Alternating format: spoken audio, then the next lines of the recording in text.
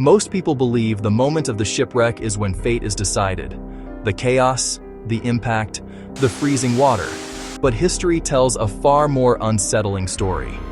Because many survivors escape the sinking ship, only to die hours or days later.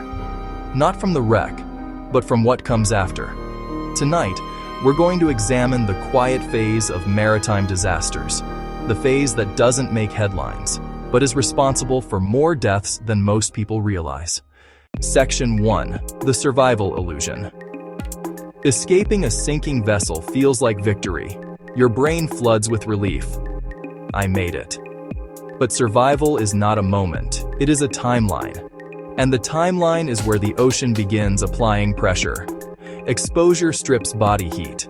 Salt accelerates dehydration. Sun drains energy. Sleep becomes fragmented. Decision-making deteriorates.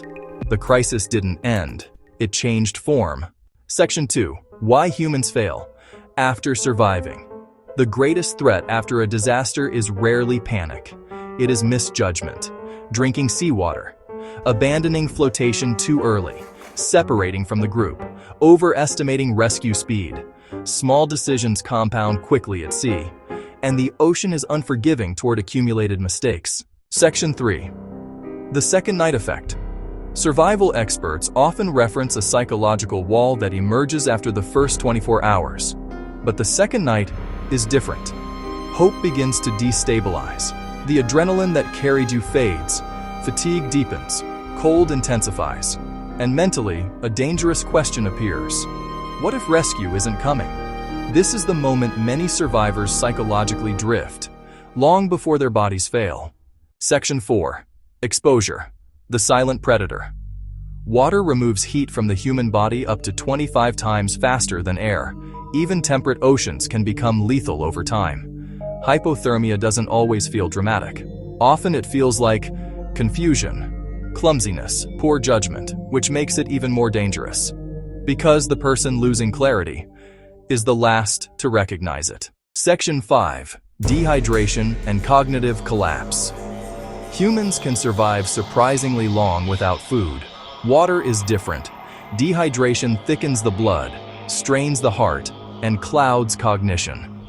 Eventually, reasoning slips. This is why survival training emphasizes discipline. Not strength, not bravery, discipline. Section 6. The psychology of giving up. There is a phenomenon documented in extreme survival scenarios sometimes called quiet surrender. It does not look dramatic. A survivor simply stops trying, stops signaling, stops adjusting, stops hoping.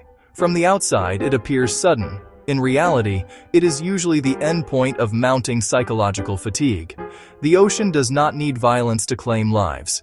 Time often does the work. Section 7. Why this pattern repeats. Maritime history shows us something uncomfortable. Survival favors those who respect the timeline. Not just the disaster. Preparation helps, but awareness helps more. Understanding that the danger continues changes behavior, and behavior is what often separates survivors from victims. The shipwreck is only the opening chapter. What follows is quieter, slower, less visible, but often far more decisive. The ocean rarely rushes. It simply waits for humans to underestimate it. And the people who understand this dramatically increase their odds of walking back onto land. If you want to understand what unfolds after hope begins to fade, search The Second Night at Sea, Commander Puzzles, because survival doesn't end when the ship goes down. For many, that's when the real test begins.